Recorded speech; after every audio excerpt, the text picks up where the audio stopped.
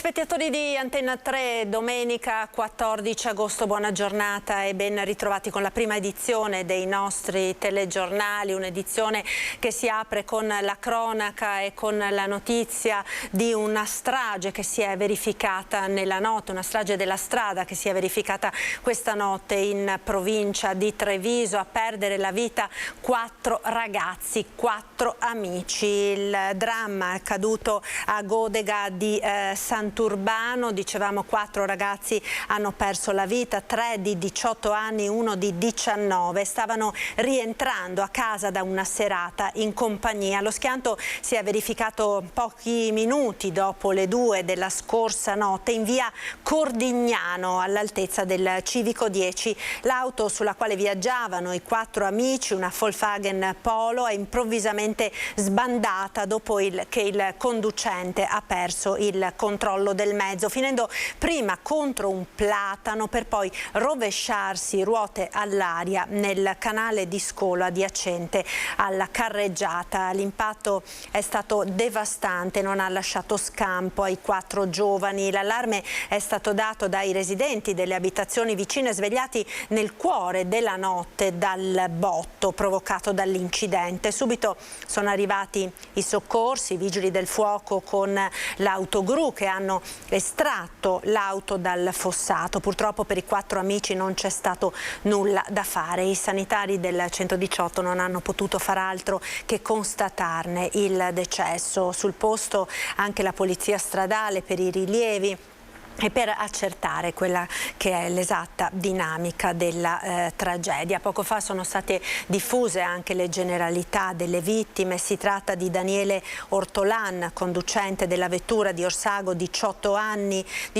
come Marco Darè di Caneva e Daniele De Re, tutti e due 18enni. Xiuliano Chellici, 19 anni, invece l'unico 19enne del gruppo, abitava a Cordignano. La notizia si è rapidamente diffusa questa mattina a Godega e nei comuni limitrofi dove abitavano i ragazzi, e dovremo avere proprio per le ultime notizie in collegamento, fatemi sapere dalla regia se c'è, Christian. No, ancora non c'è, quindi tra poco ci collegheremo con Christian Arboit che appunto sta sul posto e sta seguendo insomma questa drammatica vicenda, questa drammatica notizia di cronaca che allunga con 4 croci il pesantissimo bilancio di questo 2022 sulle strade. Tra l'altro abbiamo anche 2 testimonianze che appunto il collega Arboit ha raccolto proprio poco fa a Godega di Sant'Urbano, sul luogo della tragedia. Sono 2 residenti che abitano lì in via Cordignano a Godega e che appunto hanno assistito al dramma. Sentiamo. Adesso la dinamica è sempre la stessa. L'alta velocità, non conosci la curva. Possiamo immaginare l'alta velocità. Siamo stati giovani anche noi, conoscendo la strada l'affronti la curva in un'altra maniera. Se non la conosci non ti lascia scampo. 4 morti consecutivi non ne ho mai visti. Sono tra 4 2 sì, 2. 1 sì, l'ho tirati fuori anch'io dalle macchine purtroppo. Mi è rimasto impresso quando avevo 12 anni, un ragazzo militare praticamente si è schiantato contro un platano. Ho visto di quelle scene, non so se posso raccontarle, ma mi è rimasta. Cioè, vedere diciamo il cranio spaccato in 2 ti lascia, non so come dire, ti lascia un segno. Noi siamo venuti qua per far vedere al nostro ragazzo cosa potrebbe succedere, perché comunque non vuol dire che sia finita. Qualcuno, magari le autorità, chi di competenza o magari... Che cosa vi aspettereste? Ci aspetteremo, non so, una viabilità diversa o migliorare quella curva, qualsiasi cosa. Guardi, una non battuta, lo so. Togliamo la curva, facciamo la strada dritta e... Sì. Ma magari, sono discorsi che magari si pensano perché sei toccata dal momento, non compete a noi, cioè, potrebbe essere anche il nostro ragazzo domani, o un ragazzo qualsiasi, potrebbe risuccedere, no? E questo come genitori è logico e normale che lo pensiamo, no? E un pensiero, ripeto, solo un pensiero alle famiglie, perché non torneranno più quei ragazzi, non torneranno più in nessun modo. Anche se metti dei dissuasori,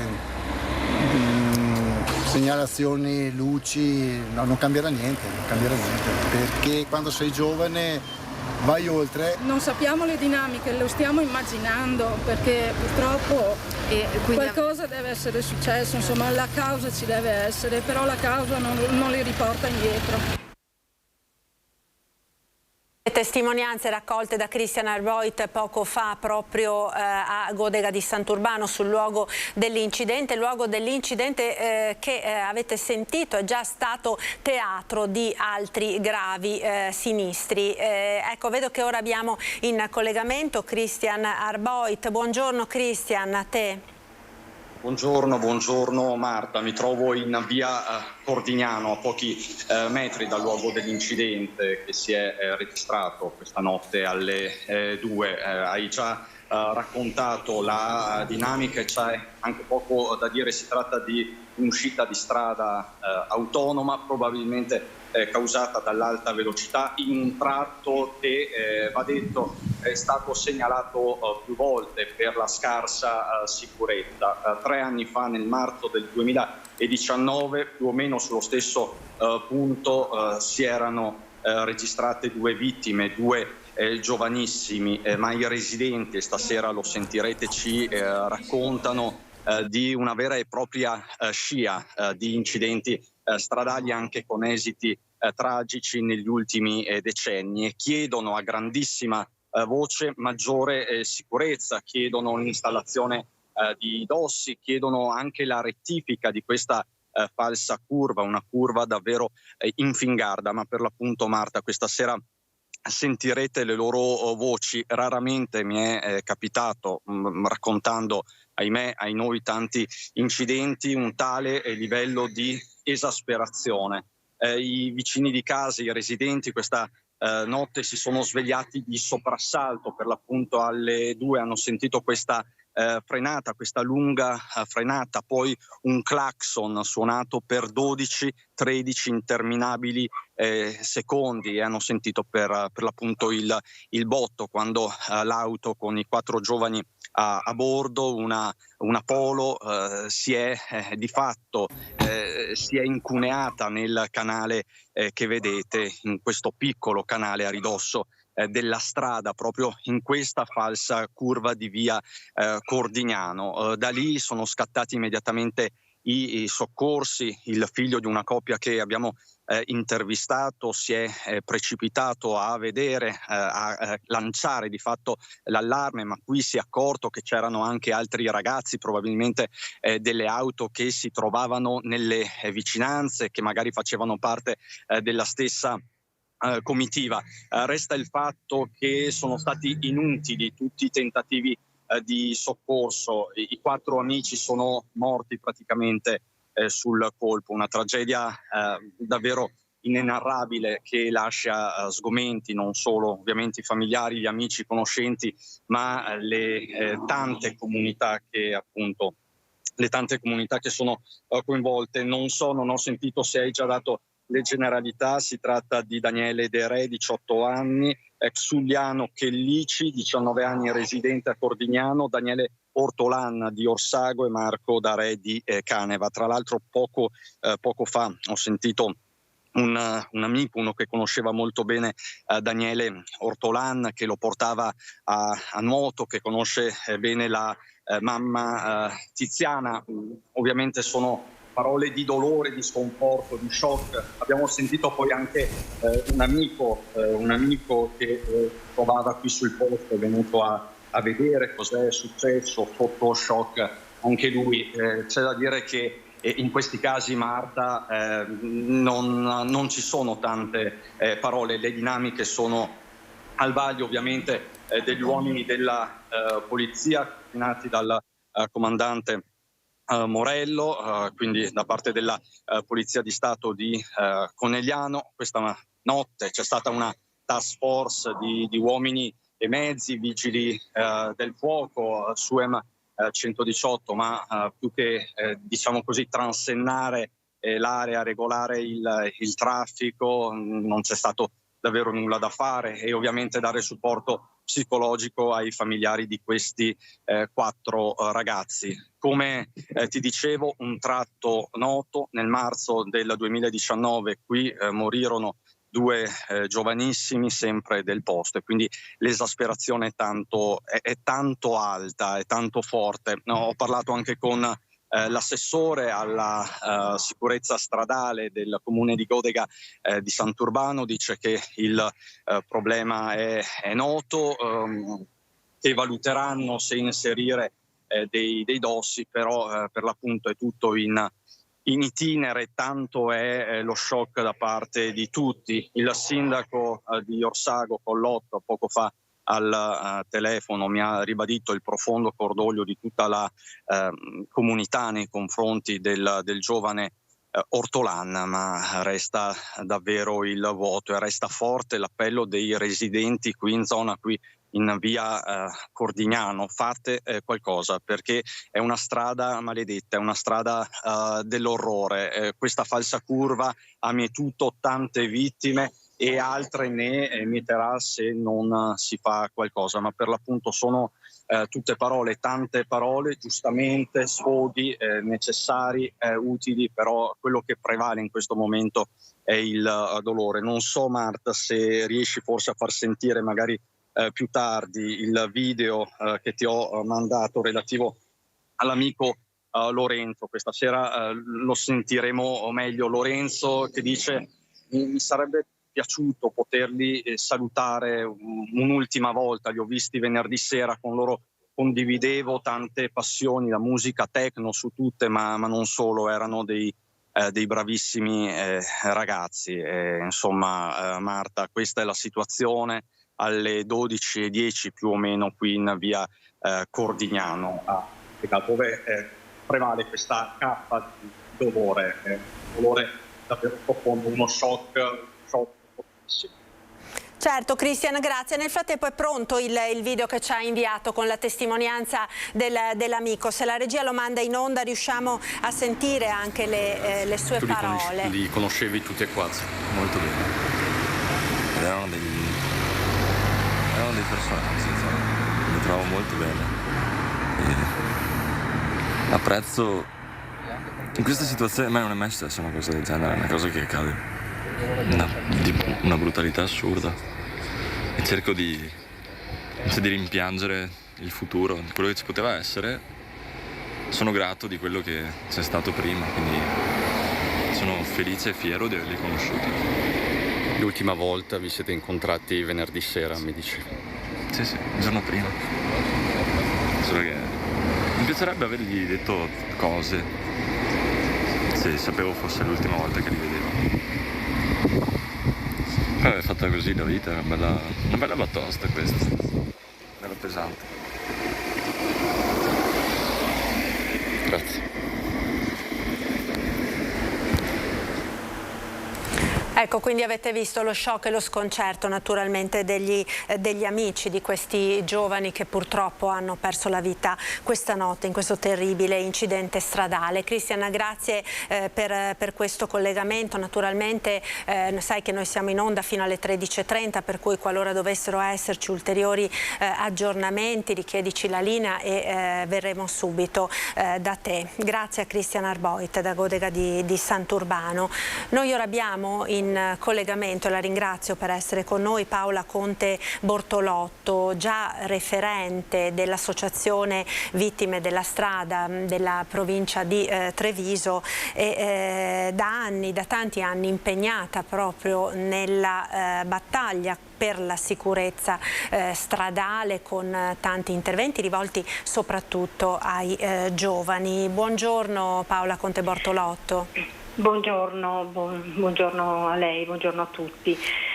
Non è certo un buon giorno e qua permettetevi prima di tutto di mandare un forte abbraccio ai familiari e agli amici, perché è qualcosa che appunto di parole non ce ne sono che non la vicinanza, insomma, ecco.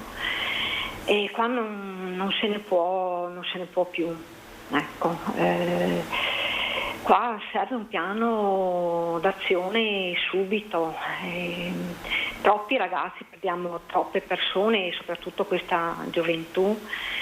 Ecco, per il Covid si è mosso il mondo e questa è un'emergenza che è diventata cronica, mai affrontata veramente in tutti i suoi aspetti.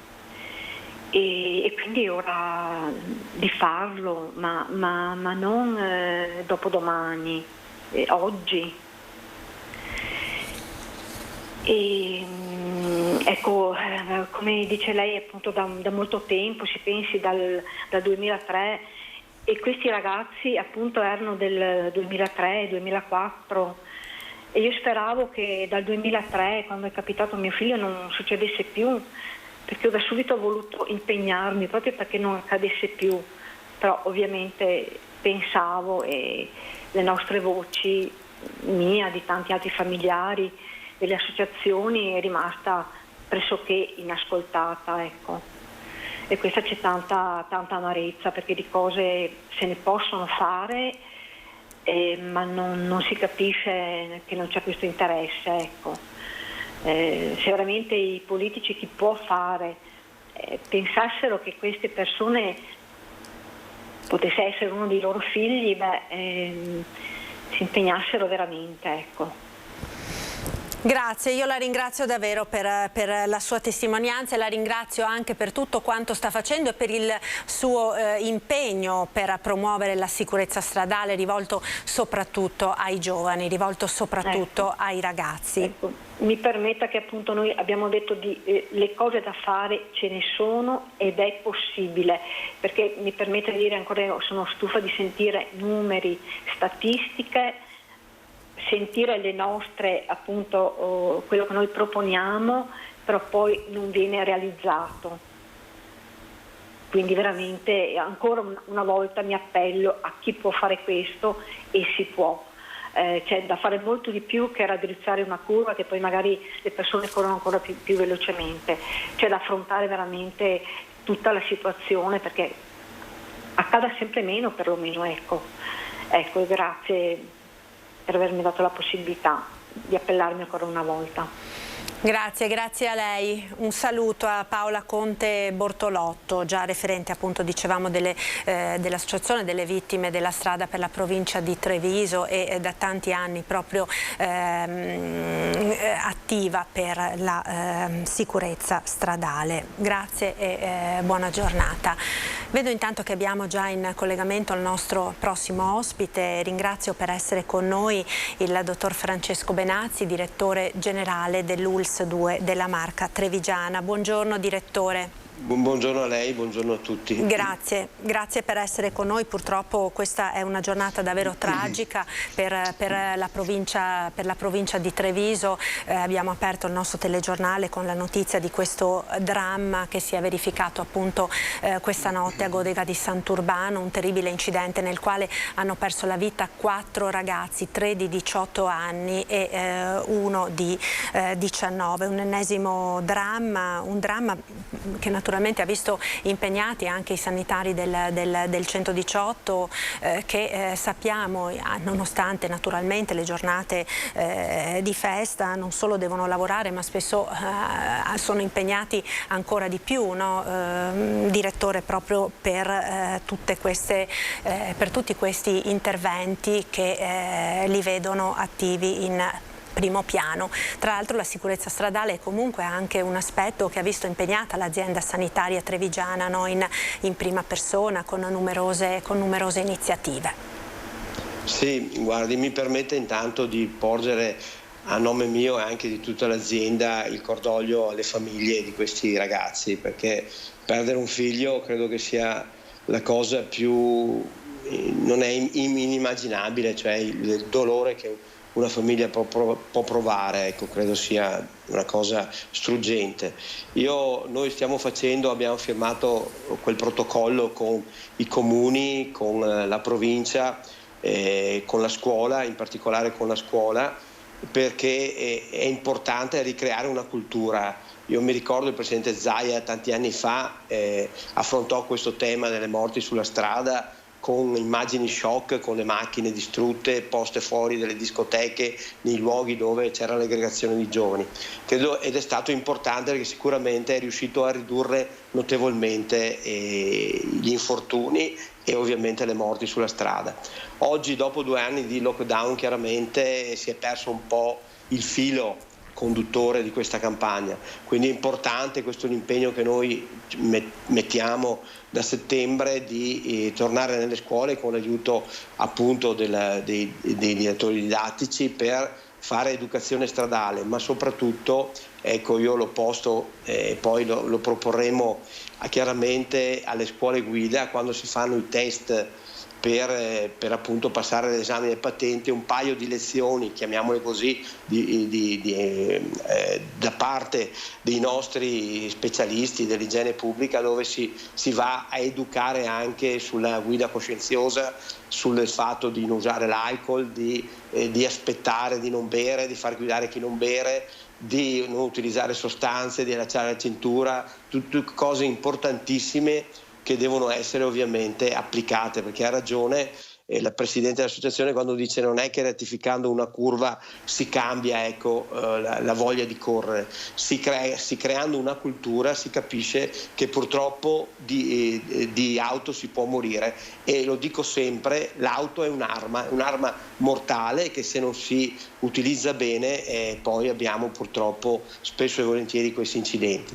Per quanto riguarda il SUMC, i nostri operatori sono fantastici, guardi, io li devo ringraziare tutti per l'impegno che loro hanno anche durante le feste, perché proprio il loro è un impegno etico, nobile, è una dedizione. Chi fa questa professione, sia l'infermiere, l'OSS che i medici, fanno questa professione non certo per il lucro, ma soprattutto perché credono in questa professione e sono a disposizione delle persone, quindi veramente a loro faccio un ringraziamento forte, a loro e a tutti coloro che sono all'interno degli ospedali e che stanno lavorando per gli altri. Ecco, credo che questo sia veramente una cosa importante, la professionalità e l'umanità che ognuno di loro mette nel lavoro. Cito spesso e volentieri una frase per far capire quanto importante sia il lavoro di nostri operatori. Nessuno di noi, ecco, diceva Maria Teresa, fa grandi cose, ma tutti possono fare piccole cose che comunque con grande amore, e queste grandi cose ovviamente servono agli altri. Ecco, questo stanno facendo i nostri operatori, continuano a farli con la festività, dopo il Covid, dopo la stanchezza, perché è importante, ecco, fare le cose per gli altri, perché quegli altri che oggi abbiamo ricoverato in ospedale possono essere i nostri fratelli, i nostri genitori, i nostri nonni. Quindi veramente un grande ringraziamento, come un pensiero di affetto, ecco, va anche a chi è ricoverato, a chi purtroppo non può stare con la propria famiglia a casa il giorno di domenica o il Ferragosto e deve stare in ospedale. Anche a loro va il nostro affetto e il nostro pensiero. Ecco, sicuramente la sanità ovviamente non va in vacanza, così come non vanno in vacanza le malattie, no, dottor Benazzi? Anzi, a maggior ragione in questo periodo è richiesto un ulteriore sforzo a tutti coloro che lavorano all'interno della sanità, perché con le vacanze, con il movimento e con diciamo tutte quelle attività che sono riprese dopo questi 2 anni molto difficili, sono ovviamente aumentati anche quegli interventi che prima non c'erano, che vanno poi comunque a sommarsi a queste realtà che comunque continuano ad esserci, perché comunque il Covid c'è ancora, adesso tra l'altro abbiamo anche la West Nile, il dengue, altre emergenze, no? Più tutte le prestazioni sanitarie da recuperare, quelle che a causa della pandemia sono rimaste, come dire, in sospeso, le cosiddette prestazioni galleggianti, gli interventi chirurgici, no? Quindi comunque il lavoro da fare è davvero tantissimo.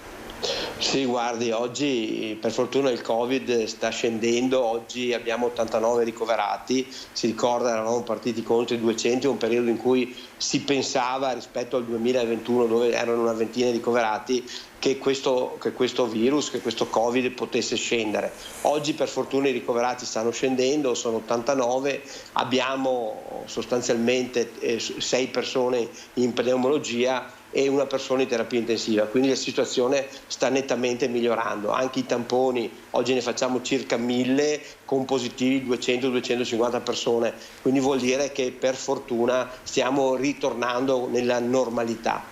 Per quanto riguarda gli arbovirosi, sì, è vero, abbiamo avuto anche quel caso a Castelfranco di dengue e chiaramente la zanzara tigre di una persona che veniva da Cuba, dai paesi diciamo dove è più facile che questa infezione, che questo tipo di infezione possa esserci, e comunque i nostri hanno lavorato in sinergia con il comune di Castelfranco e sono riusciti a delimitare facendo una disvestazione intorno alle abitazioni dove vive questa persona, e devo dire che per fortuna la vitalità della zanzara è di 3-4 settimane, per cui fatta la disinfestazione la cosa dovrebbe essere contenuta. Vale lo stesso anche per il West Nile, dove abbiamo avuto sì dei casi superiori, 11 casi che erano superiori sicuramente agli anni precedenti, però devo anche dire che anche in questo caso nessun allarmismo, perché la cosa poi è stata contenuta, e soprattutto diciamo che dagli ultimi casi di qualche giorno fa non abbiamo più avuto altri casi significativi,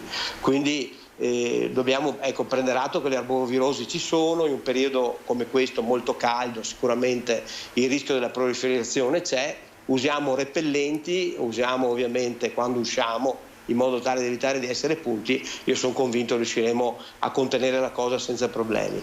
Per quanto riguarda sì, l'impegno dei nostri è tanto, perché come vede abbiamo ancora ricoverati per il Covid, abbiamo tanti ricoverati persone anziane legate al caldo per patologie croniche che si sono un po' riacutizzate e quindi si stanno gestendo, e contemporaneamente abbiamo gente ancora positiva a casa, una 70 di persone, e poi le ferie, le dovute ferie che ogni lavoratore deve fare. Però guardo in positivo, perché Covid sta scendendo, stiamo riprendendo l'attività, stiamo riorganizzando anche il sistema delle sale operatorie, stiamo vedendo che ai concorsi sta partecipando anche qualche specialista, e poi voglio dire, speriamo che dal 2023, quando usciranno i nuovi specialisti, noi potremo anche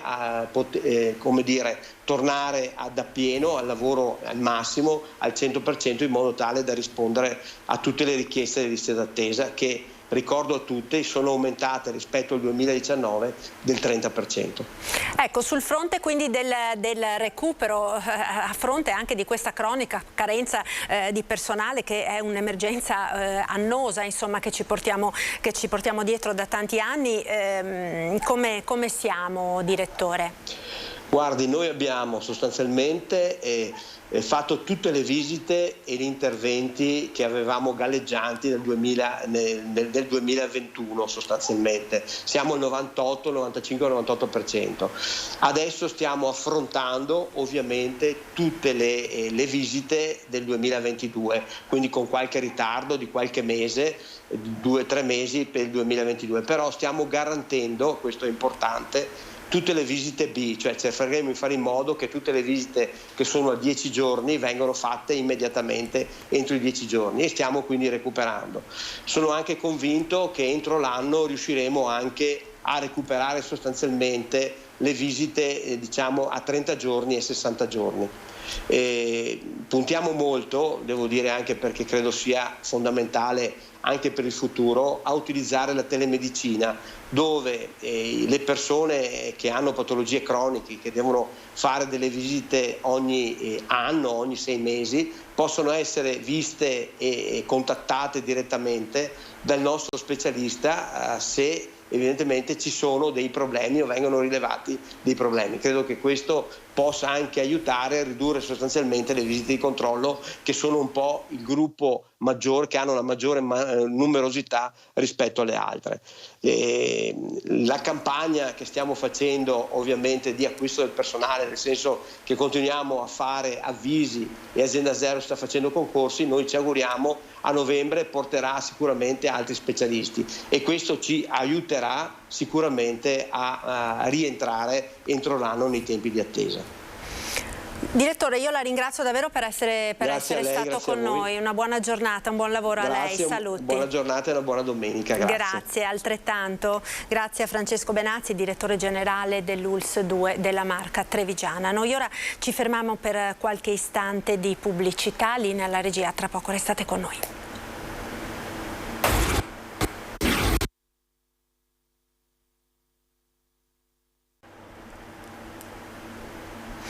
Eccoci nuovamente in diretta, prima edizione dei nostri telegiornali. Abbiamo aperto con la notizia di questa strage che si è verificata questa notte in provincia di Treviso. 4 ragazzi, l'avete sentito in apertura, hanno perso la vita in un terribile incidente stradale che si è verificato a Godega di Sant'Urbano. La loro auto è uscita di strada, è finita prima contro un albero, poi si è rovesciata nel fossato e per loro non c'è stato nulla da fare. 3 avevano appena 18 anni, 1 19. Avete sentito prima anche le testimonianze raccolte da Christian Arboit sul luogo della tragedia, dei residenti che sono intervenuti per cercare di fare qualcosa, anche se purtroppo tutti e 4 sono morti sul colpo. Stavano tornando a casa dopo una serata trascorsa con gli amici, un sabato sera di divertimento. E una notizia che porta anche una certa apprensione un po' in tutta la nostra regione alla vigilia del Ferragosto, con tantissime persone che si stanno muovendo e si sono già mosse verso le località di vacanza. Abbiamo in collegamento ora, e lo ringrazio per essere con noi, il sindaco di Jesolo, Christopher De Zotti. Buongiorno sindaco. Buongiorno, grazie per l'invito. Ovviamente da prima cittadino di Jesolo, che tra l'altro è una delle mete spesso del divertimento dei ragazzi, esprimo la vicinanza e il cordoglio della nostra città nei confronti delle famiglie di questi 4 ragazzi che purtroppo hanno perso la vita in questo incidente. Grazie sindaco, ed è in effetti anche ovviamente il tema di questa nostra edizione, no, del telegiornale, quello della sicurezza stradale, alla luce di questo dramma appunto che si è verificato e che arriva peraltro al termine di mesi che sono stati contrassegnati davvero da tantissimi incidenti mortali, con una media nella nostra regione di gran lunga superiore a quella degli ultimi anni. Lei diceva giustamente Jesolo è una delle mete predilette soprattutto dai giovani per il divertimento, e molto si sta discutendo proprio in queste settimane della movida e di come riuscire a conciliare il divertimento con la sicurezza stradale, ma non solo, no? Perché abbiamo visto come ci siano stati anche altri episodi.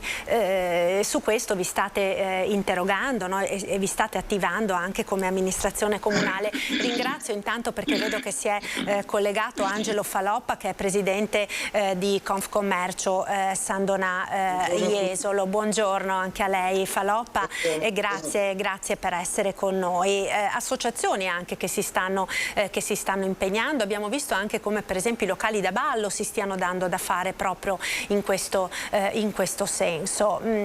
Sindaco De Zotti, dunque, come state lavorando e che cosa si sta facendo per far sì che tutti coloro che vogliono giustamente divertirsi possano farlo in sicurezza? Ma intanto ci tengo a dire che la nostra città è storicamente legata al tema del divertimento, e il divertimento vuole continuare ad essere elemento centrale dell'offerta ricettiva e turistica di Jesolo, quindi non vogliamo assolutamente dare messaggi distorti. Riteniamo che il divertimento a Jesolo sia garantito quando è all'interno di regole, all'interno di alcuni principi ben chiari, e riteniamo che divertirsi in libertà ma nel rispetto di se stessi e agli altri sia possibile. Quindi ci sono alcune regole stabilite ad esempio dalle ordinanze che abbiamo emanato, come ad esempio il fatto che riteniamo che in questo periodo sia inopportuno, e quindi abbiamo vietato il fatto di consumare alcolici in luogo pubblico. Vediamo che questa scelta sta dando i frutti. In questo momento Jesolo è piena, sia a livello di strutture ricettive, ovviamente il tutto esaurito fisiologicamente non è facile da ottenere, però siamo ad altissimi livelli, il pendolarismo anche, quindi i primi responsi di questi 2 giorni di questo weekend lungo sono positivi, il bilancio è positivo, le forze dell'ordine stanno controllando il territorio, soprattutto le zone più calde, ma non ci sono fenomeni particolari da segnalare, quindi possiamo cominciare a dire che il bilancio al 50% di questi 4 giorni di un weekend lungo è assolutamente positivo, e su questo ci tengo a sottolineare come la responsabilità e il contributo proprio dei locali, delle discoteche, dei luoghi deputati al divertimento è assolutamente fattivo, e quindi possiamo dire che sia l'ambito pubblico che l'ambito privato sta lavorando in maniera sinergica per garantire un divertimento di qualità, sano, responsabile dentro le regole.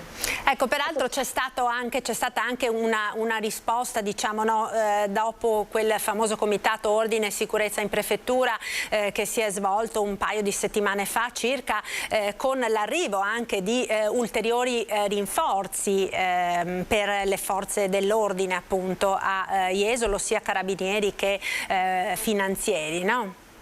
Sì, allora diciamo che in questo momento fra tutti gli ordinari e i rinforzi che si sono ottenuti nel corso della stagione, fra polizia locale, guardia di finanza, polizia di Stato e carabinieri, in questo momento abbiamo circa 150 unità che stanno a vario titolo lavorando per garantire la sicurezza a Jesolo. Quindi il dato numerico è incoraggiante, in questo momento anche visivamente si vede la presenza delle pattuglie in tutte le ore del giorno sul territorio, e questo riteniamo sia un presidio di sicurezza fondamentale. Questo ovviamente pone anche una questione che magari è di carattere più politico, ovvero che le località balneari come Jesolo, e su questo sia come Costa Veneta che come G20 Spiagge stiamo portando avanti un ragionamento e una proposta, riteniamo che città come le nostre, che si trasformano per 4 mesi in capoluoghi da 200-300.000 abitanti, sia necessario che strutturalmente lo Stato garantisca la presenza di un adeguato numero di forze dell'ordine, perché solo così possiamo dare delle risposte e non inseguire i problemi. Ecco, il famoso riconoscimento, no, dello status di città balneare, di città turistica, che potrebbe quindi risolvere, come dire, alla radice questo problema, senza che si debba ogni anno, no, star lì a combattere per poter avere qualche rinforzo durante la stagione estiva. Esatto, è proprio questa la questione. Ovviamente io non mi spingo ulteriormente perché entriamo in un contesto politico e, come sapete, iniziamo una campagna elettorale, quindi anche noi sindaci siamo tenuti a non entrare, diciamo, nel merito del dibattito politico, però ripeto, questa è una questione che spero che il prossimo Parlamento finalmente affronti e cominci a dare delle risposte, perché su questo tema, come sul tema della Bolkestein, come sul tema delle risorse che i comuni hanno, riconoscere questa particolarità che è il fatto di essere comuni turistici ad alta vocazione turistica è necessario che appunto la politica affronti. Certo, ritorniamo alla questione del divertimento in sicurezza. Diciamo, il soggetto pubblico sta facendo ovviamente la sua parte, ma anche il privato, no? Faloppa sta cercando e si sta attivando concretamente in questo. Abbiamo sentito dei locali da ballo, ma anche dei negozianti, degli esercizi commerciali, dei pubblici esercizi, no? Per cercare di rispondere, come dire, a tutte quelle che sono le richieste di coloro che vengono per divertirsi e per fare anche però le proprie vacanze in tranquillità o in divertimento, ma comunque in sicurezza. Sì, diciamo che siamo perfettamente in sintonia con l'amministrazione comunale, perché quello che sta facendo in questo periodo probabilmente sono le scelte giuste e più corrette. Fortunatamente siamo stati ascoltati da questore e prefetto, hanno mandato maggiori rinforzi, che questa a nostro avviso è la soluzione più importante. Noi sono anni che collaboriamo con l'amministrazione comunale, ma anche col CERT e con l'ASL per mettere e per dare la possibilità di avere la maggior sicurezza possibile. Purtroppo non tutti i giovani accettano questo tipo di regole, di impostazione. Purtroppo ci sono ragazzi per i quali i diritti sono tutto e i doveri non esistono, e quindi purtroppo non esiste il rispetto né per la proprietà altrui ma neanche per le altre persone o per la convivenza civile, e quindi probabilmente su quello ci sarà molto da lavorare. Ecco, Sindaco, torniamo al Ferragosto a Jesolo. Vi state naturalmente preparando a questo giorno, diciamo, che rappresenta un po' il culmine dell'estate, il culmine della stagione turistica, con tutta una serie di iniziative e di manifestazioni. Vuole un po' raccontarci e anche dare qualche suggerimento a coloro che magari nella giornata di domani del Ferragosto volessero venire a Jesolo appunto per passare una giornata di festa in spiaggia?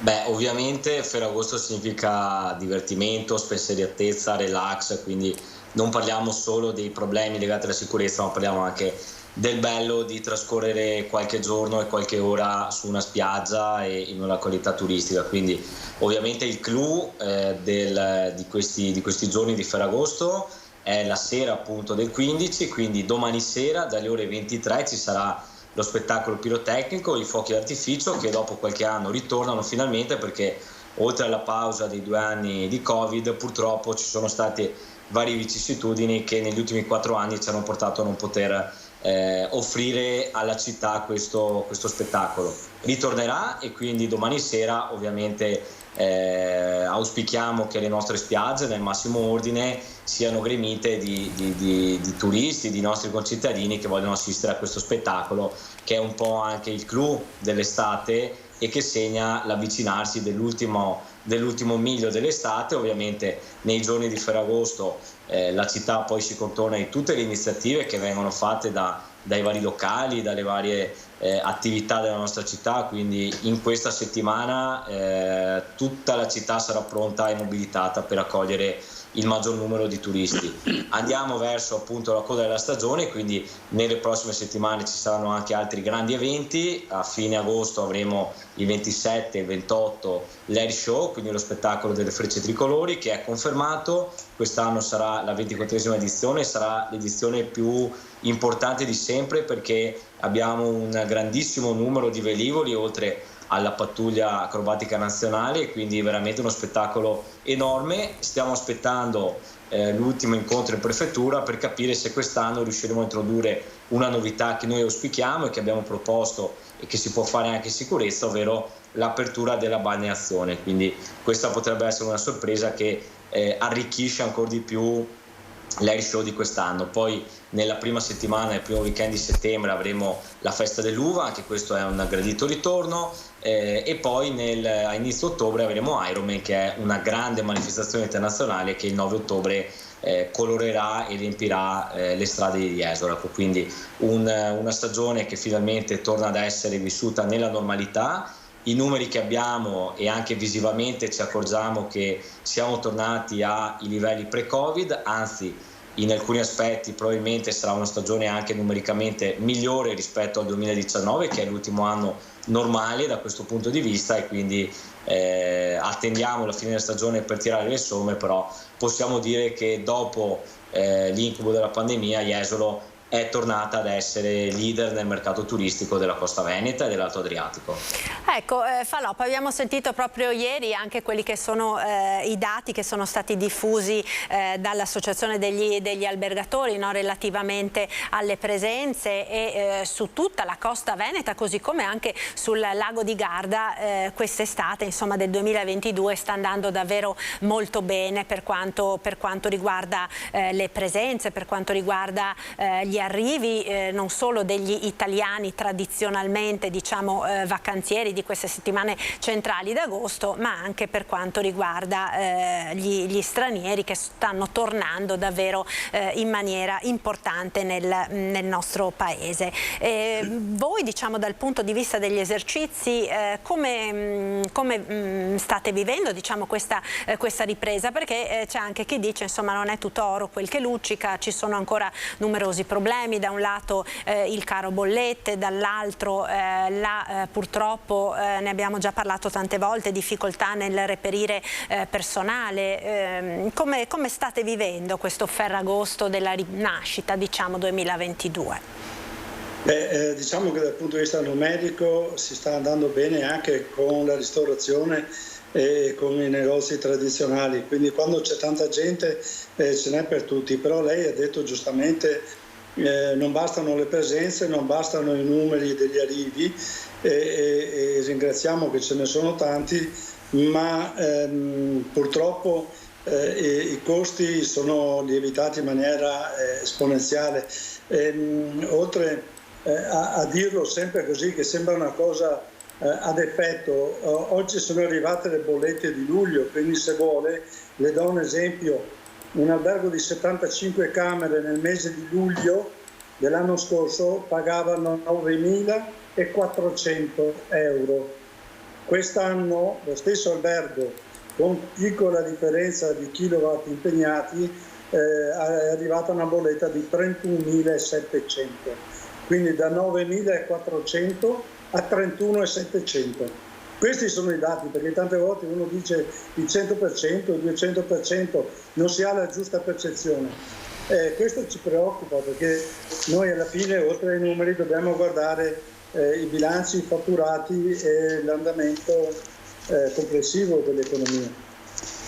Certo, senz'altro, e anche questo è un problema che dovrà essere affrontato dalla politica, perché evidentemente le radici sono profonde. Io vi ringrazio davvero per essere stati con noi quest'oggi, grazie mille quindi al sindaco Christopher De Zotti, al sindaco di Jesolo, e a Angelo Faloppa, presidente di Ascom Confcommercio Sandonà Jesolo. Grazie per essere stati con noi, una buona giornata. Grazie, arrivederci.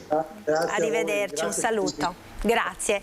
Ecco, noi ora dal litorale, dalle spiagge, andiamo alle città d'arte che con Venezia in modo particolare stanno registrando davvero un grandissimo numero di turisti e visitatori che in questa vigilia di Ferragosto sono giunti nella nostra regione. Ci colleghiamo quindi subito con Filippo Fois, con il collegamento tecnico di Sandro Ponchio, in diretta da Venezia, da Piazza San Marco.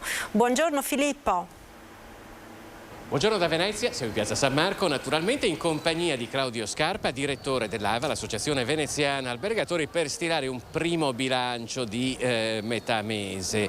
A Venezia il turismo si è ripreso molto prima di quello che ci si aspettava con il post-pandemia. È stata una molla che è esplosa, 3 mesi di quasi tutto esaurito, poi entriamo luglio-agosto nella cosiddetta media stagione, i tassi di occupazione scendono leggermente, ma si sono mantenuti molto alti. Ad esempio, per questa notte possiamo tranquillamente dire che sfioriamo l'85-90% come tasso di occupazione, destinato a salire poi verso fine mese. Chi è che viene a Venezia? È cambiata la clientela rispetto a quello che avveniva pre-Covid? Assolutamente sì.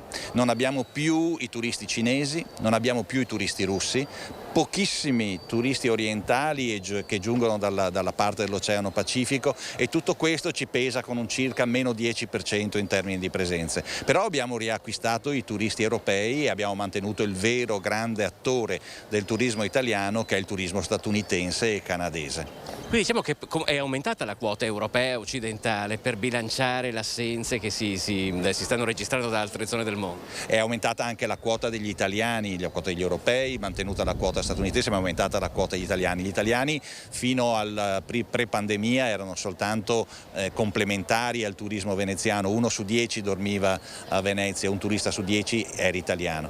E invece adesso sono aumentati per evidenti motivi. Questa pandemia ha lasciato traccia, ha lasciato segno, c'è più paura a fare viaggi intercontinentali, c'è più paura ad andare all'estero, in ogni caso la malattia continua ad esserci, per cui rimanere in Italia è una soluzione che molti stanno attuando.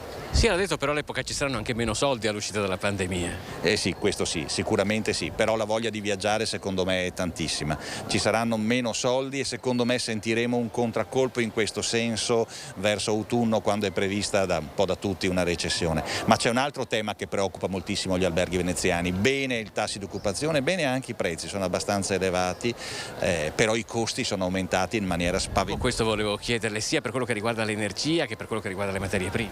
È terribile, i costi sono aumentati in maniera spaventosa, e nonostante come associazione si abbia degli accordi preferenziali con compagnie che forniscono gas e elettricità, in ogni caso è soltanto una piccola sì, lenisce soltanto il problema. Il problema è veramente grave, quindi bisogna affrontarlo. D'altro canto è un problema mondiale, non è un problema soltanto locale. E poi c'è un altro problema che è molto grave, non si trovano più lavoratori. Esatto, questo è l'altro tema che si sta verificando un po' in tutta Italia. Si è verificato persino all'aeroporto Marco Polo, perché lì si parla addirittura di un meno 40% del personale di terra. Ma perché è diventato così difficile trovare personale, gente che sia disposta a lavorare per esempio nel settore turistico?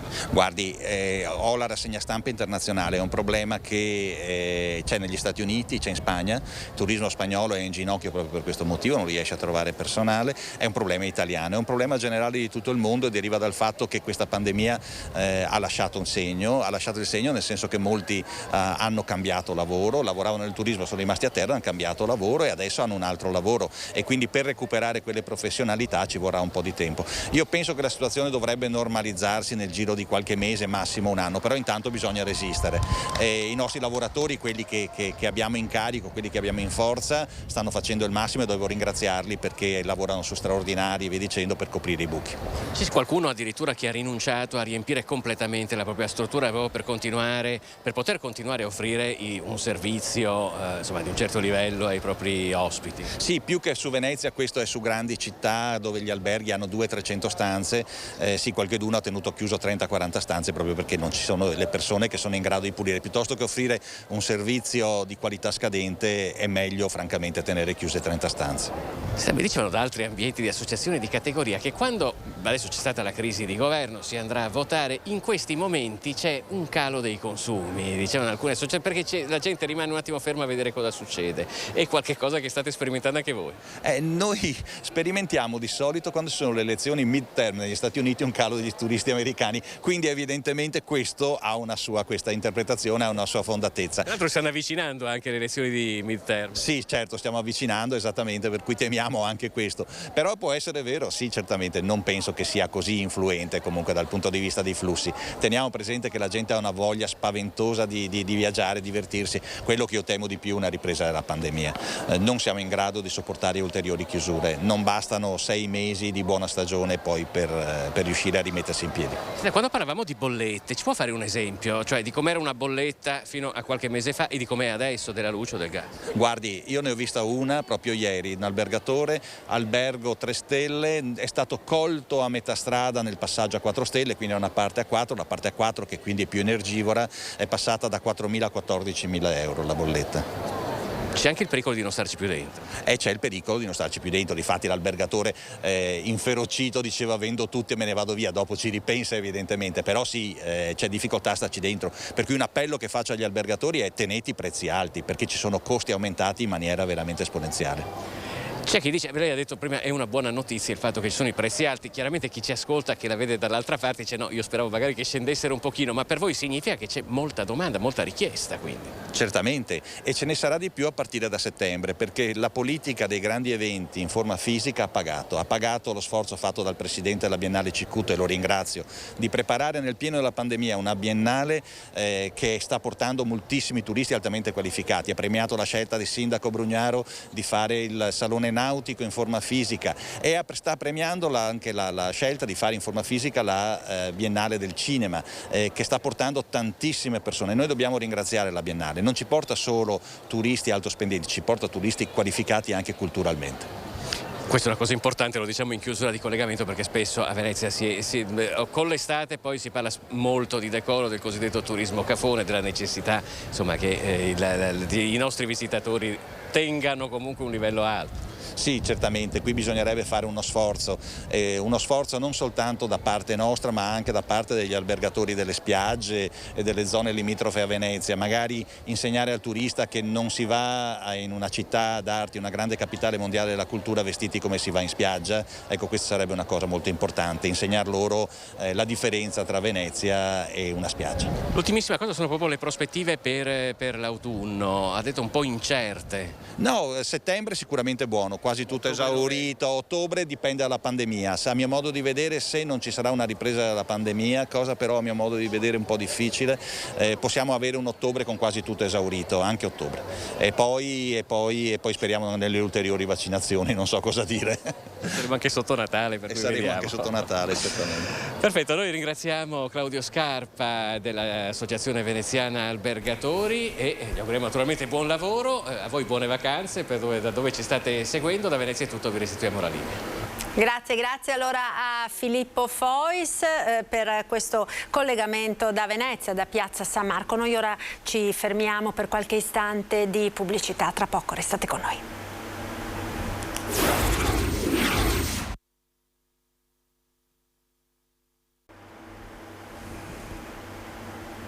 Eccoci nuovamente in diretta, prima edizione dei nostri telegiornali. Continuiamo a parlare di turismo in questa giornata di vigilia di Ferragosto. Vigilia di Ferragosto, purtroppo ne abbiamo parlato ampiamente nella prima parte del nostro telegiornale, contrassegnata da questa terribile tragedia della strada che si è verificata in provincia di Treviso, a Godega di Sant'Urbano, un incidente stradale nel quale hanno perso la vita 4 ragazzi, 3 avevano 18 anni, 1 19. Torneremo a parlare di questo dramma più avanti, prima della fine del nostro TG. Dicevamo vigilia di Ferragosto contrassegnata da dei dati sicuramente positivi che appunto contrassegnano questo periodo di vacanze, soprattutto per gli italiani. Le settimane centrali del Ferragosto insomma sono quelle tradizionalmente votate alle vacanze degli italiani, ma che stanno vedendo anche buonissimi risultati da parte degli stranieri, che sono tornati in numeri davvero consistenti anche nella nostra regione. Per commentare questi dati abbiamo con noi, e lo ringrazio, il presidente di Federalberghi del Veneto, Massimiliano Schiavon. Buongiorno Schiavon, grazie per essere con noi. Grazie a voi, buongiorno. Buongiorno. Allora io direi, prima di commentare, vediamo insieme il servizio, nel quale appunto abbiamo fatto un po' un focus su quelli che sono appunto i numeri che avete diffuso ieri relativamente alle presenze nelle strutture alberghiere della nostra regione. Vediamo. Spiagge e lago si confermano le mete preferite per i vacanzieri d'agosto. Alla vigilia del Ferragosto, Federalberghi Veneto diffonde i dati con i tassi di occupazione media delle strutture ricettive, che sono molto positivi anche confrontati con il dato pre-pandemia del 2019. Sulla costa veneta in particolare occupate oltre l'85% delle stanze contro il 76% del 2019. Turisti soprattutto italiani 27%, come sempre del resto in agosto, tallonati da tedeschi 23% e austriaci 14%. E quest'estate in media ci si ferma una notte in più rispetto all'anno scorso. Ottimi dati anche dal lago di Garda, con un tasso di occupazione di oltre il 93%, con i tedeschi che la fanno da padrone anche in un mese come quello d'agosto, non prediletto dai turisti d'Oltralpe. Superiori al 2019 ma leggermente inferiori all'anno scorso i dati degli hotel della montagna veneta, a oltre il 73% d'occupazione. l'occupazione, con l'eccezione di Venezia un po' meno bene le città d'arte che con un 59% di occupazione registrano un leggero calo rispetto all'anno scorso e non ancora ai livelli del pre-Covid. Calo di presenze condizionate dal grande caldo delle ultime settimane che ha allontanato i turisti dalle città, dirottandoli verso località più fresche, come dalle difficoltà operative degli aeroporti internazionali, anche se complessivamente gli ultimi 4 mesi sono stati buoni. Comunque non è tutto oro quel che luccica. Secondo Federalberghi Veneto è prematuro un eccessivo ottimismo, perché sarà difficile anche un totale recupero dei livelli di occupazione delle strutture pre-pandemia, con gli alberghi che devono fare comunque i conti con l'aumento dei costi delle materie prime e dell'energia e la carenza di personale. Ecco, allora Schiavon, non è proprio tutto oro quel che luccica, ci sono anche dei problemi, ma vediamo prima l'oro, insomma, poi andiamo agli altri metalli, no? Battute a parte, allora comunque si sta rivelando queste prime 2 settimane d'agosto, così come le prospettive, diciamo, delle prossime 2, sicuramente con dei dati che sono incoraggianti per il turismo veneto, che lo ricordiamo ancora una volta, è uno dei settori che hanno maggiormente pagato il prezzo di questi 2 anni e mezzo molto difficili, contrassegnati dalla pandemia. Certo, noi abbiamo ieri, grazie anche all'Osservatorio Turistico Federato alla Regione Veneto e ad una piattaforma che utilizziamo per fare un'analisi sull'occupazione e sui trend occupazionali delle strutture ricettive alberghiere, abbiamo cercato di fare un'analisi puntuale, specifica proprio sul mese d'agosto, per cercare di capire un po' il termometro dell'andamento delle prenotazioni, e lo abbiamo fatto anche suddividendo i primi 12 giorni di agosto dai successivi, diciamo dal 12 fino al 31 agosto, proprio per cercare di comprendere quali dinamiche, se ci fossero state le dinamiche nuove rispetto al passato. Il dato che emerge è certamente positivo un po' su tutti i settori della Regione Veneto, che ricordiamo racchiude un po' tutti i cluster del turismo anche a livello nazionale, quindi noi abbiamo sia il turismo del lago, delle terme, della montagna, delle spiagge e delle città d'arte ovviamente, e tutti ci stanno dando dei segnali estremamente positivi anche per quanto riguarda, ho sentito prima il collegamento del direttore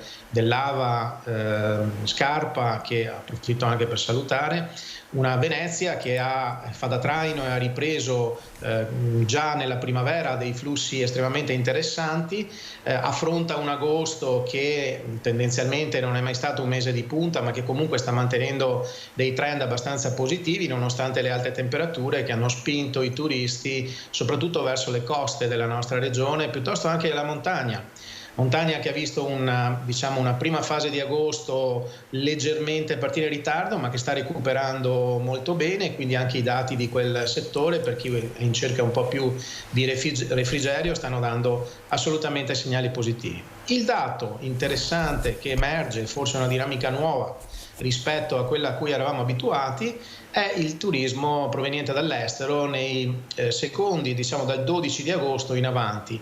Normalmente tedeschi, austriaci e svizzeri frequentavano la prima decade di agosto, lasciando poi spazio prevalentemente ai turisti italiani nella settimana centrale del Ferragosto, classico per il nostro turismo. Invece vediamo continuare una presenza anche del turismo estero anche nella settimana centrale, e questo ha contribuito sicuramente a dare un maggiore impulso a quelli che sono i numeri e i tassi di occupazione un po' di tutti i nostri comparti. Ecco, questo è un dato sicuramente positivo del mese di agosto.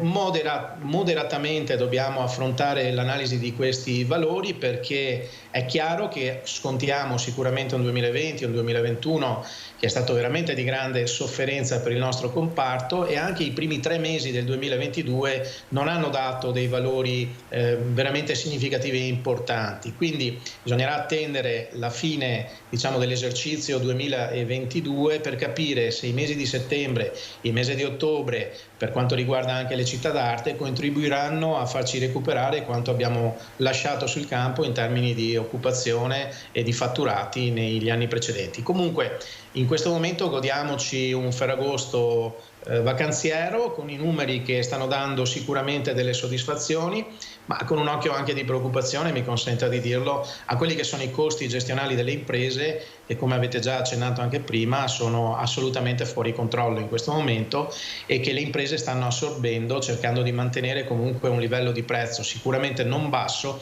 ma certamente nemmeno esagerare, per non scoraggiare insomma i turisti nel frequentare anche questa settimana centrale di agosto. Ecco, una dinamica questa che ha fatto anche come dire, venir meno il last minute, no? Quest'anno possiamo dire che è davvero scomparso, nel senso che vuoi per gli elevati numeri di prenotazioni e di presenze, vuoi anche per questo caro delle bollette, delle spese di gestione, ovviamente determinate da queste ragioni che abbiamo detto, fanno sì che chi aspetta proprio l'ultimo momento per prenotare sperando in qualche buona occasione rimanga deluso.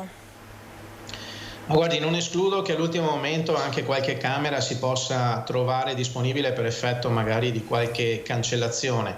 Di questo però non posso darne certezza. L'unica sicurezza che posso darle è che i prezzi però non subiranno delle variazioni a ribasso. Io ho avuto anche oggi modo di vedere alcune bollette che cominciano ad arrivare anche per il mese di luglio a qualche imprenditore del turismo. Stiamo parlando di aumenti che vanno oltre il 300%, il 340% rispetto al passato, e lei capisce che a fronte di costi operativi e gestionali di questi livelli si fa grande fatica ad operare a mantenere una marginalità per quanto riguarda le aziende e a consentire anche di fare degli sconti ulteriori sulle tariffe che stiamo già applicando. Ma non è un problema solo del ricettivo alberghiero, abbiamo visto anche le compagnie aeree, i voli low cost, purtroppo dover abbandonare quel tipo di politica in quanto non più sostenibile proprio per effetto dell'incremento dei costi.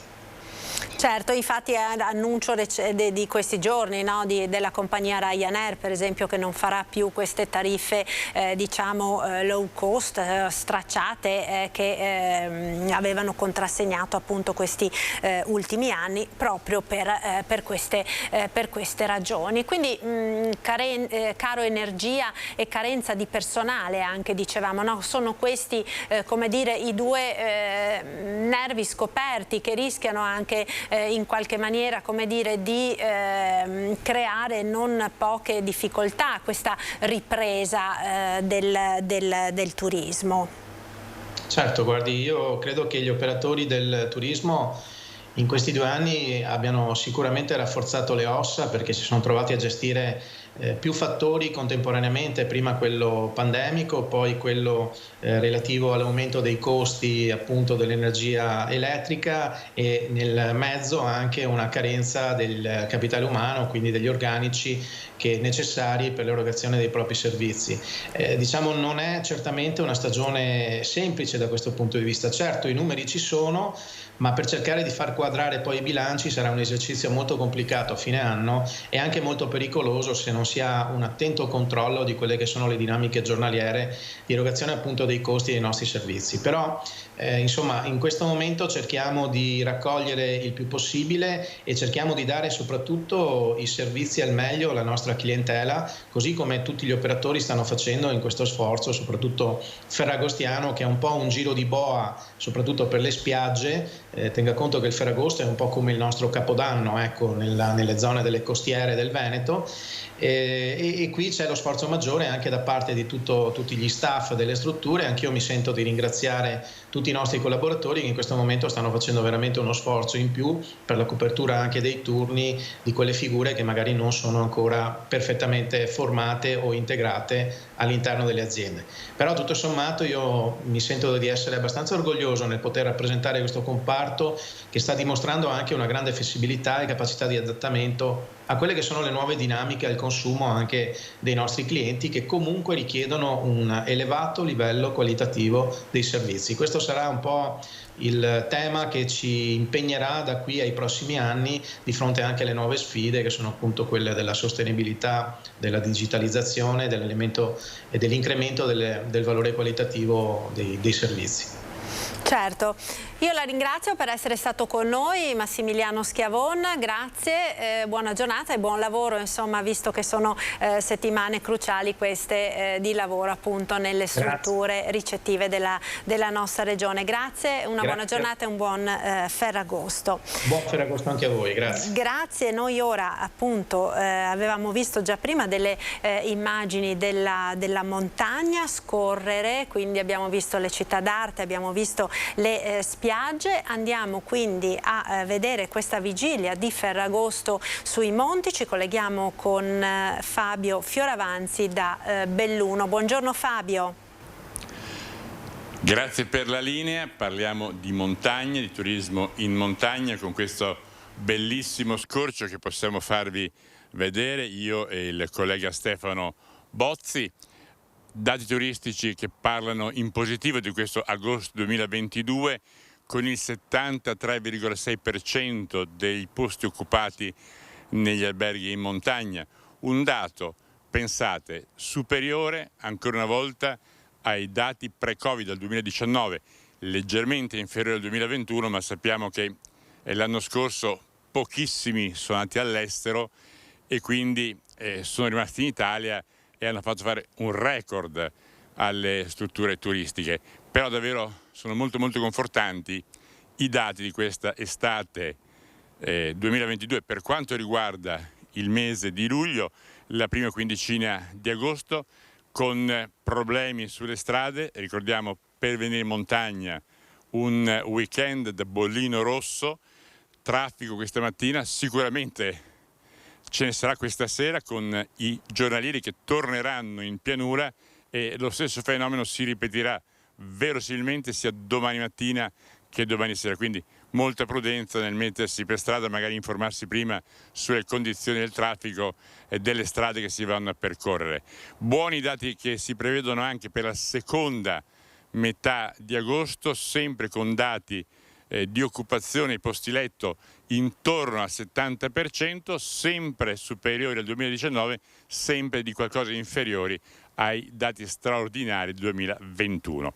Tra le tante località, io e Stefano abbiamo incontrato il sindaco di una delle perle delle Dolomiti, Alleghe, che ha bellissimi impianti di risalita che vi raccontammo quest'inverno per le prime possibilità di sciare dopo il Covid, ma anche delle bellissime opportunità per l'estate a partire dal lago, che ricordiamo anche se fu formato da una frana devastante nel XVIII secolo, una quantità immensa di roccia che causò molte vittime. Si ricordano molto spesso quelle del Vajont, ma non quelle purtroppo che persero la vita ad Alleghe per questa grandissima frana. Ebbene, l'abbiamo incontrato e ci siamo fatti raccontare da lui proprio come vive la stagione turistica con questi dati che portano sicuramente all'ottimismo. Vi saluto, vi ringrazio per la linea e vi faccio ascoltare le dichiarazioni del sindaco di Alleghe. Stagione estiva, dopo la pandemia, dopo 1000 problemi. La stagione è partita bene, c'è tanta voglia da parte della gente di ritornare in libertà, soprattutto sulle nostre splendide montagne. Quello che mi ha fatto piacere è stato il ritorno degli stranieri, soprattutto degli europei, ma anche degli americani, dei coreani, dei giapponesi. Quindi noi adesso in questo momento abbiamo sul territorio turisti che vengono un po' da tutto il mondo e questo mi rende veramente felice. Noi eravamo venuti a vedere gli impianti di risalita ancora ai tempi proprio le prime risette del Covid, perché siete tra i primi ad aprire, stagione invernale che ha fatto qualcosa, e quella estiva direi che è sotto i migliori auspici. Diciamo la stagione invernale fortunatamente è andata oltre le aspettative e mi auguro che anche la stagione estiva ci dia gli stessi risultati. La stagione estiva non deve limitarsi a luglio-agosto, ma deve andare anche oltre a settembre-ottobre. Conosco veramente dei nostri ospiti che vengono tranquillamente, sono ospiti che vengono dall'Inghilterra, che vengono dalla Germania, anche in settembre-ottobre tranquillamente a farsi la stagione, a farsi la vacanza e a farsi le escursioni, perché l'autunno in montagna è un mese stupendo per i colori. Domanda cattiva, qual è la cosa più bella di Alleghe? Alleghe è tutta bella. È tutta bella perché non è solo una località turistica perché c'è il civetta, perché c'è il lago, ma c'è tanta storia. E chi viene qui non deve limitarsi a guardare la montagna e il lago, ma deve anche imparare a scoprire la nostra storia, che risale a molti anni. Diciamo che il Monte Piz, quando è franato nel 1771, ha determinato la formazione del lago, però ha creato la scomparsa di 3 villaggi più Si ricorda sempre Longarone, ma sono morti anche qua. Qui morirono 53 persone, perché ricordiamo che il fenomeno della frana del Piz si è svolto in 2 fasi. La prima l'11 gennaio 1771 con 30 milioni di metri cubi che scesero a valle, e l'altra il 1 maggio sempre del 1771 con circa 3 milioni di metri cubi. Vennero sommersi 5 villaggi, ma ricordiamo che in questi villaggi allora si producevano le armi per la Serenissima. Armi che sono ancora conservate al Museo di Londra.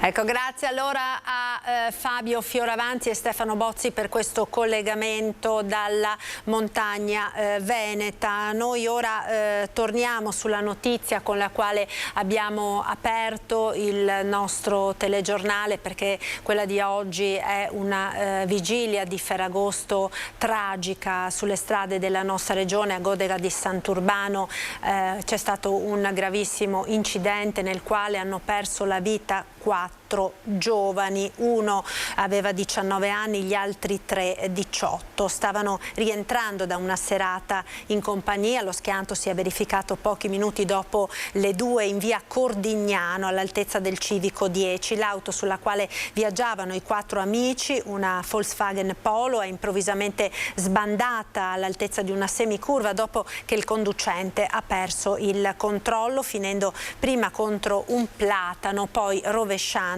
ruote all'aria nel canale di Scolo adiacente alla carreggiata. L'impatto è stato devastante, non ha lasciato scampo ai 4 giovani. L'allarme è stato dato dai residenti svegliati nel cuore della notte dal botto. Subito sono intervenuti i soccorsi, i vigili del fuoco con l'autogru hanno estratto l'auto dal fossato. Purtroppo però per i 4 amici non c'è stato nulla da fare. I sanitari del 118 non hanno potuto far altro che constatarne il decesso. Sul posto anche la polizia stradale per accertare l'esatta dinamica della tragedia.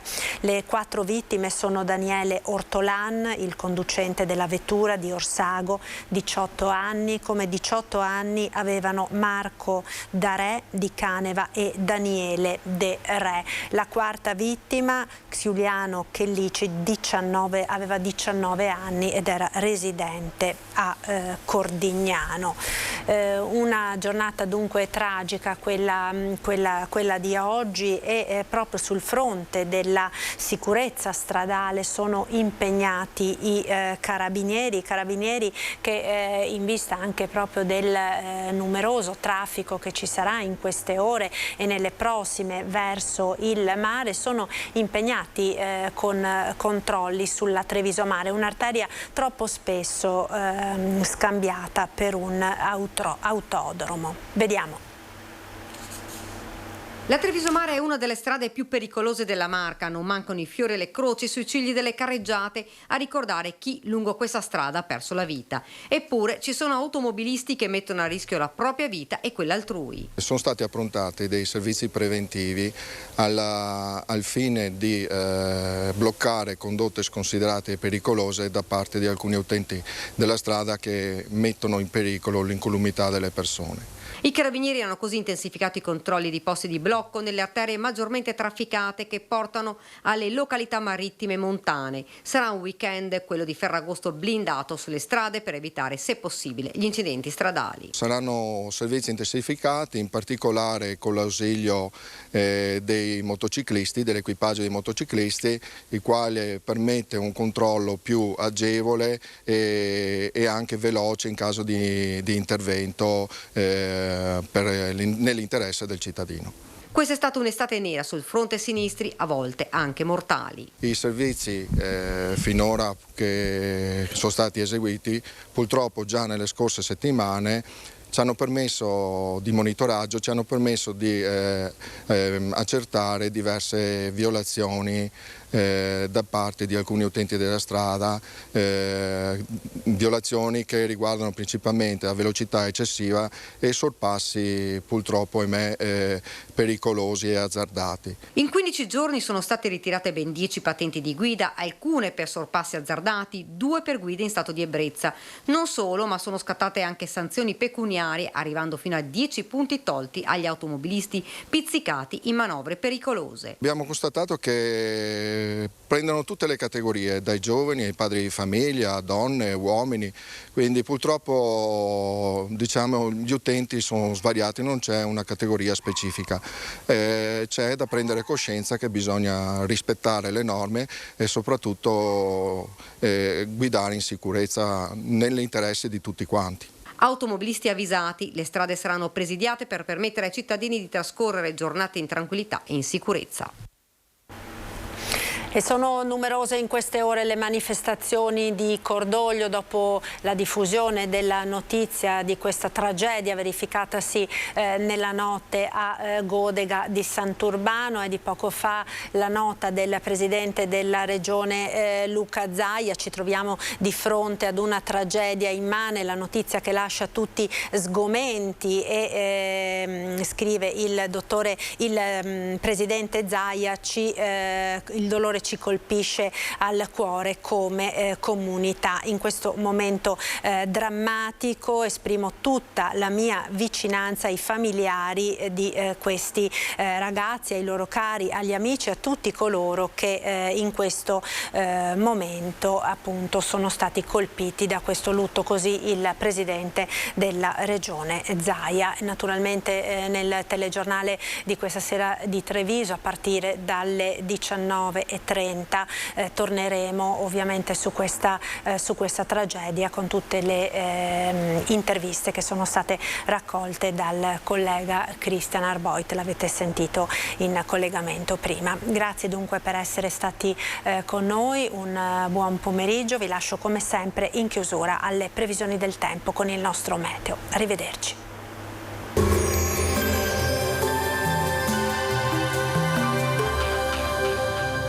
Donadel Sunplast fornisce ed installa tende e coperture tecniche, avvolgibili, serramenti in PVC e in alluminio, porte da interni. Bentrovati al meteo. Condizioni di tempo stabile grazie all'aumento, sia pure temporaneo, della pressione atmosferica, che poi lunedì lascerà spazio ad una perturbazione. Intanto il dettaglio di domenica 14 agosto.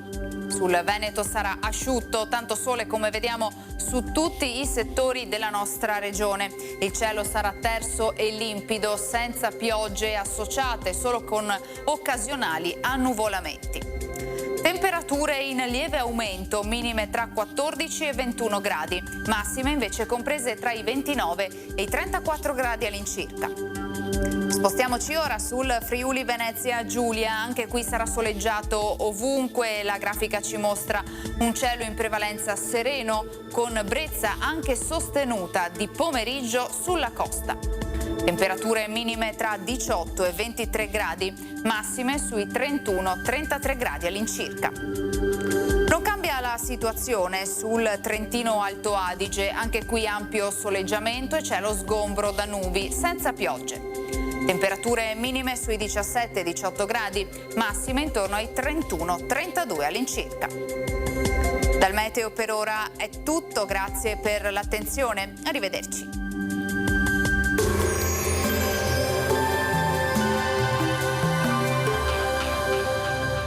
Donadel Sunplast vi aspetta nello showroom di Farra di Soligo, dove troverete le giuste risposte alle vostre esigenze di arredo esterno.